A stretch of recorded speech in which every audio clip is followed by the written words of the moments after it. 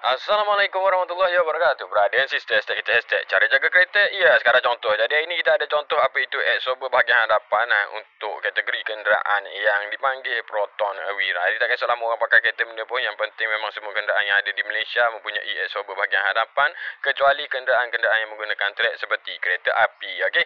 Yang ni biasanya akan mengalami kerosakan. Nampak tu dia punya ni dah hilang dah cover. So ni dah cover dia. So bahagian atas itu adalah sejenis mounting. So ni lah dia panggil mounting Exober. So yang ni adalah Exober sebatang.